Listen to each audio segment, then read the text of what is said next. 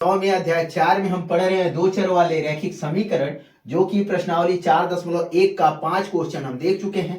Question number 6 से लेकर के क्वेश्चन नंबर 8 तक इसमें लिए हुए हैं। अगर समय बचता है तो इसी में बाकी के क्वेश्चन भी करवा देंगे, अन्यथा बाकी के क्वेश्चन का एक अलग वीडियो बना देंगे, ठीक है। और बहुत सारे बच्चों का जो है यहाँ पे थोड़ा सा ये क्वेरी था कि जो यहाँ पे क्वेश्चन लिखा हुआ है वो दिखता नहीं है, तो हम ये क्वेश्चन केवल अपने लिए लिखे हुए हैं, बाकी आप लोगों को बुक में ये सारा का सारा क्वेश्चन मिल जाएगा। वही सारा का सारा अभ्यास हम यहाँ पे सॉल्व करवाते हैं। ये क्वेश्चन बार बार हमको बुक न उठाना पड़े, लिखना ना पड़े, टाइम न ज्यादा लगे, इसीलिए यहाँ पर ये हम क्वेश्चन लिख लेते हैं, ठीक है। और आप लोगों को ये क्वेश्चन दिखे या ना दिखे, यहाँ पे अगर ना दिखे तो फिर आप कॉमेंट करिए और बताइए अगर कोई दिक्कत हो तो, ठीक है। तो चलते हैं क्वेश्चन नंबर 6 पे।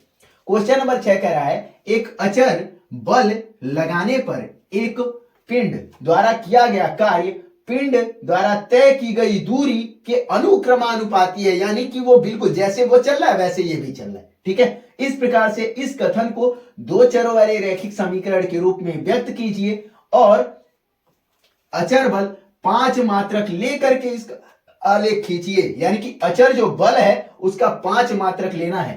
तो अगर हम जो पिंड द्वारा तय की गई दूरी अगर हम y मान लें, तो जो अचर हम 5 लेंगे और चर ले लेते हैं कि x, तो ये y बराबर क्या हो जाएगा 5 और x हो जाएगा, ठीक है।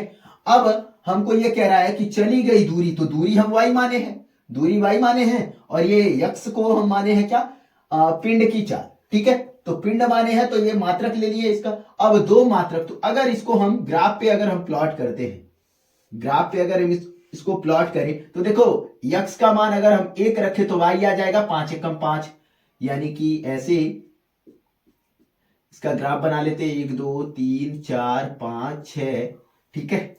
और यहां पर ये 5 है और ये 1 2 3 4 5, अगर ये हम x 1 लें तो y क्या आएगा 5 आएगा, जो कि यहां पर मिलेगा, ठीक है। और अगर मान लो कि x -1 लें तो ये y क्या आएगा माइनस का 5 आएगा, 5 -5 -4 -3 -2 -1, और ये 1 लेने पर, ये -1 लेने पर, -1 लेने पर आ रहा है -5, यानी कि यहां कहीं पे आ रहा होगा, -1 ये है ना, यानी यहां कहीं पे आ रहा होगा, ठीक है।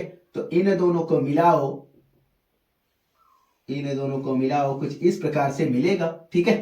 तो इसका कुछ इस प्रकार से ग्राफ बनेगा। और इसके बाद क्वेश्चन नंबर फर्स्ट कह रहा है कि 2 मात्रक, अगर हम x का मान हम 2 ले लें तो y बराबर क्या हो जाएगा 5 गुणे 2, यानी कि 10 हो जाएगा इसका, ठीक है। और y बराबर 5 गुणे अगर x का मान हम 0 मात्रक ले लें, 0, तो ये क्या हो जाएगा 0 हो जाएगा, ठीक है। यानी कि अब ये वाली बिंदु कहां पे मिलेगी, तो ये वाली बिंदु यहां पे होगी, और 10 वाली बिंदु तो इसको ऊपर लेके चले जाओ, ये ऊपर कहीं पे यहां पे मिलेगी 2, जहां पे जाकर के टकराएगा और यहां पे 10 होगा, तो ये वाली बिंदु कहलाएगी 10, ठीक है। y बराबर 10, तो ये मात्रक यहां पे है होगा, ठीक है। अब क्वेश्चन नंबर 7 कह रहा है कि एक विद्यालय की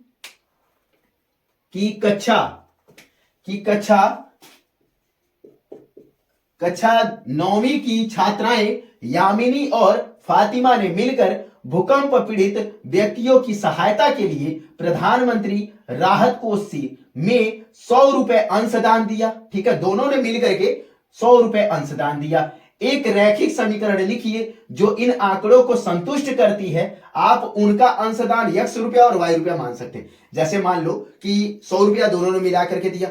अब ये नहीं बताया कि फातिमा ने कितना रुपया दिया है उसने, और ये यामिनी ने कितना रुपया दिया है, दोनों ने मिलाकर के 100 रुपया दिया। तो मान लेते हैं, माना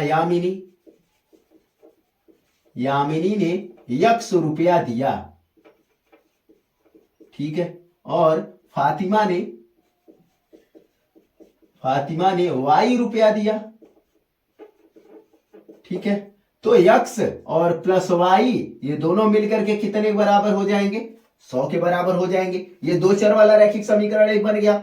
अब इस समीकरण का आलेख खींचिए, आलेख भी खींचने के लिए कह रहा है। तो अगर इस प्रकार से हम समीकरण बना लें कि इसका आलेख का मतलब यही होता है कि जैसे मान लो कि अगर ये 1 रुपया दी होगी तो ये कितना दी होगी 99 रुपया, और अगर ये 10 रुपया दी होगी तो ये 90 रुपया, अगर ये 50 दी होगी तो ये 50 रुपया, तभी ना 100 के बराबर आएगा। ये चीज केवल और केवल लाना है। तो अगर मान लो कि चलो अगर मान लेते हैं कि इसको हम थोड़ा सा 1 2 ना लेकर के इस बार हम 10 20 30 40 50 कुछ इस प्रकार से बनाते हैं, 60 70 80 ऐसे, और ये 10 20 30 40 50 60। अब इसका मतलब है कि ये यहां से यहां तक संख्याएं हैं बीच में, ठीक है, बीच में संख्याएं केवल और केवल हम लिखेंगे। तो जैसे मान लो कि अगर ये x है ये y है, अगर x का मान अगर मान लो हम 40 ले लिए, x का मान 40 ले लिए तो y कितना आएगा 60 आएगा, तभी ना 100 होगा, ये क्या आएगा 60 आएगा। और अगर मान लो y का मान अगर हम 20 ले ले, y का मान 20 ले ले तो x क्या आएगा 80 आएगा, तभी ना 100 के बराबर होगा। तो यानी कि ये वाली बिंदु मिलेगी, ठीक है। तो ये कुछ इस प्रकार से इन दोनों को मिला देते हैं, तो ये कुछ इस प्रकार से बनेगा इसका ग्राफ, जो कि यहां पे जाके मिलेगा ये 100 पे। ये देखो अगर ये 90 ले ले, ये 100 ले ले, तो यानी अगर ये हम 0 रुपया ले ले, y वाला 0 रुपया ले तो ये 100 रुपया हो रहा है, यानी अकेला ही 100 रुपया दिए, है ना। कोई दिक्कत हो तो बताना, कमेंट करके पूछ लेना बड़े आराम से, कोई दिक्कत नहीं है। चल अब क्वेश्चन नंबर 8 पे चलते। क्वेश्चन नंबर 8 कह रहा है कि अमेरिका और कनाडा जैसे देशों में तापमान फ़ारेनहाइट में मापा जाता है, जबकि भारत जैसे देशों में तापमान सेल्सियस में मापा जाता है, ठीक है। यहां फ़ारेनहाइट को सेल्सियस में रूपांतरित करने वाला एक रैखिक समीकरण दिया गया है, जो कि समीकरण है फ़ारेनहाइट बराबर 9/5 सेल्सियस प्लस 32। ये एक फॉर्मूला दिया गया है हमारे पास रैखिक समीकरण का, और इसी से अब ये कह रहा है सेल्सियस को x अक्ष मान लीजिए। चलो हम सेल्सियस को x अक्ष मान लेते हैं, इसको हम सेल्सियस को x अक्ष मान लिए, और फ़ारेनहाइट को y अक्ष पे मान लीजिए, फ़ारेनहाइट को y अक्ष पे मान लेते हैं। मानकर ऊपर दिए गए रैखिक समीकरण का आलेख खींचिए। यानी कि अगर मान लो हम इसका मान c का मान अगर हम 1 रखें तो क्या आएगा f, 2 रखें तो f का मान क्या आएगा, 3 रखें तो f का मान क्या आएगा। ये चीज यहां पे इस समीकरण में जो है इस ग्राफ में हमको प्लॉट करना है, ठीक है। तो चलो अगर मान लेते हैं कि c का मान हम पहले 5 0 ले लेते हैं। c अगर हम 0 ले तो ये पूरा का पूरा खत्म हो जाएगा, 32 आ जाएगा। तो ऊपर 16 32 64 ऐसे करके ले लेते हैं, 64 और 64 नहीं 16 32 48 64 फिर 80, इतना रहने देते हैं अभी। उसके बाद 32 इधर ले लेते हैं, 1 2 3 4 5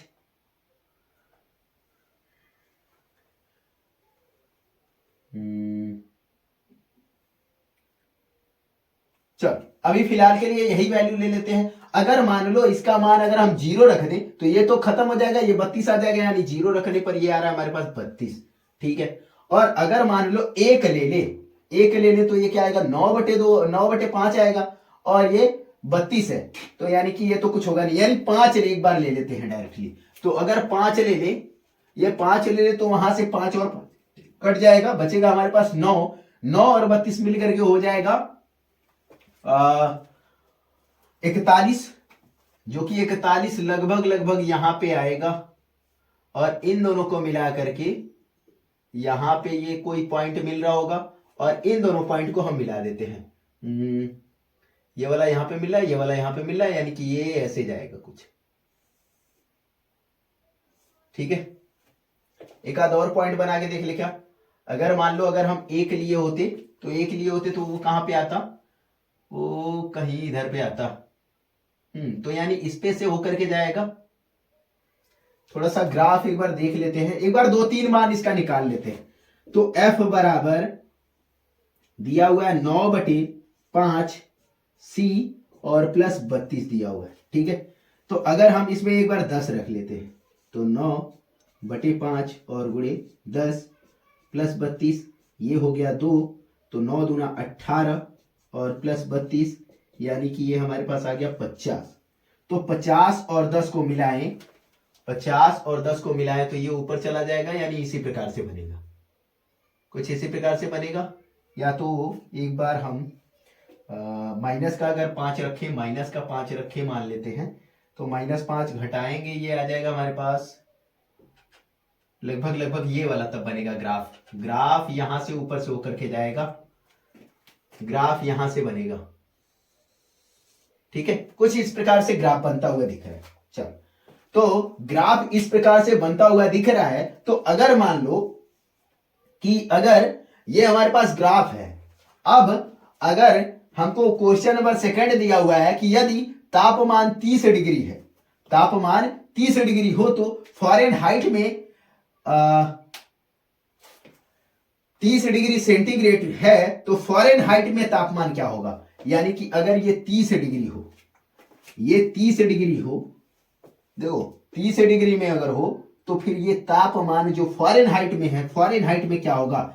तो हम ले लेते हैं फ़ारेनहाइट, निकालो f बराबर 9/5 और गुणे में यहां 30 डिग्री हो जाएगा और प्लस का है 32, ये काट दो, हमारे पास 6 बार में कट गया, 9×6 = 54 और प्लस है 32, इन दोनों को जोड़ने पर आ जा रहा है ये 6 और ये 8, यानी 86 डिग्री फ़ारेनहाइट आ गया। ये हमारे पास किस में आया, ये आ गया हमारे पास फ़ारेनहाइट में। और क्वेश्चन नंबर 3 है, यदि तापमान 95 डिग्री फ़ारेनहाइट में हो तो सेल्सियस में तापमान क्या होगा, ठीक है। अगर फ़ारेनहाइट में दिया हुआ है, यानी फ़ारेनहाइट में हमारे पास दिया हुआ है 95 फ़ारेनहाइट दिया हुआ है और ये 9/5 और सेल्सियस में हमको निकालना है, सेल्सियस का मान नहीं दिया हुआ है और प्लस में है 32, तो 32 इधर प्लस का इधर लेके आ जाओ, हो जाएगा माइनस का, तो 95 - 32 और बराबर 9/5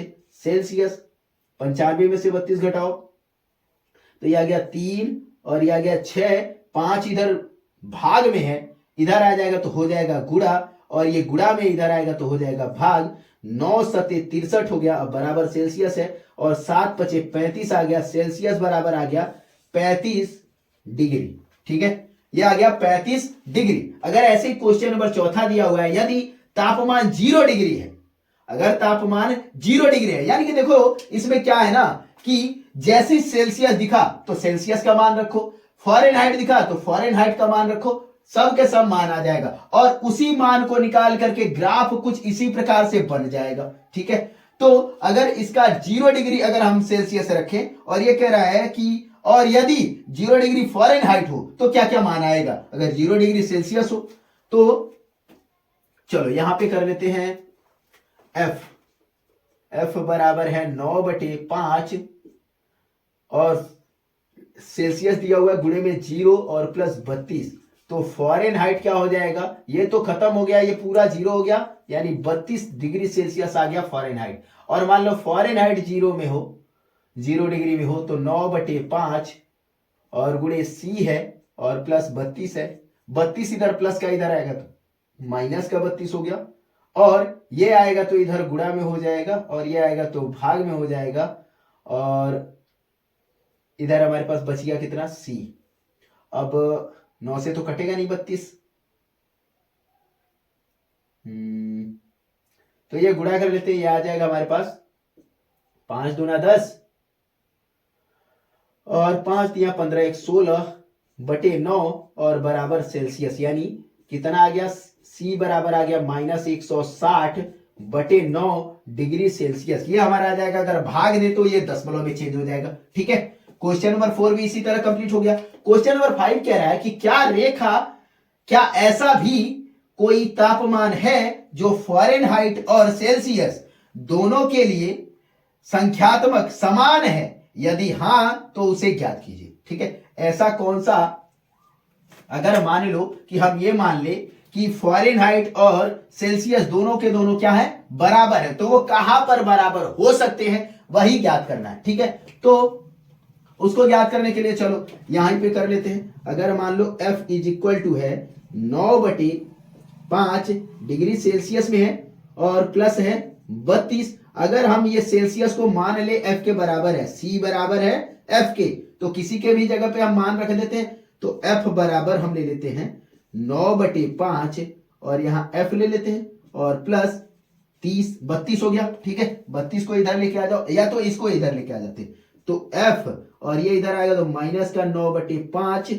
F और बराबर है 32। इन दोनों का एलसीएम कर लेते हैं, तो ये हो गया 5F माइनस 9F और बटे में हो जाएगा 5 बराबर है 32। ठीक है, 5 इधर भाग में उधर जाएगा तो गुणा हो जाएगा और ये बच गया 4F। ये हो गया ये 4F बच गया हमारे पास घटाने पर, लेकिन माइनस का 4F बच रहा है, माइनस का 4F और बराबर ये 32 और गुणे 5, 4 से काट दिए 8 बार में, तो ये हो गया 8×5 = 40, यानी माइनस F बराबर आ रहा है 40, माइनस F बराबर आ रहा है 40, तो F बराबर क्या हो जाएगा, माइनस का 40 डिग्री सेल्सियस हो जाएगा। यानी ये कहीं इधर चलते चलते आएगा तो जहां पे माइनस 40 डिग्री सेल्सियस होगा ना, माइनस 40 डिग्री सेल्सियस होगा, वहां पे ये दोनों के दोनों क्या हो जाएंगे, बराबर हो जाएंगे। ठीक है, वहां पे ये दोनों के दोनों क्या हो जाएंगे, बराबर हो जाएंगे। ये थोड़ा सा ऊपर बनेगा, एक्चुअली यहां पे बन नहीं रहा होगा, थोड़ा सा ऊपर बनेगा, तो ये कुछ इस प्रकार से ऐसे स्ट्रेट लाइन आएगा सीधा, और यहां पे कहीं पे ये भी 40 डिग्री होगा, माइनस का 40 डिग्री, और ये भी माइनस का 40 डिग्री होगा। ये दोनों मिल करके एक ऐसे बिंदु पर मिल रहे होंगे जो कि ये दोनों मिल करके ये बराबर बिंदु पर मिल होंगे। ठीक है, तो इस प्रकार से ये भी क्वेश्चन हो जाएगा। चलो देखते हैं, अगर समय बचता है तो इसको भी करवा देते हैं। ठीक है, तो कोई बात नहीं, लगभग ये बहुत लंबा भी वीडियो बन चुका है और यहाँ पे कुछ कैलकुलेशन दिख नहीं रहा था जो कि मैंने अभी एडजस्ट कर लिया है, अभी दिख रहा है। तो आप लोगों को जो भी डाउट होगा वो पूछ सकते हैं, मैं उसके लिए बता सकता हूँ दूसरा वीडियो बना करके। ठीक है, थैंक यू।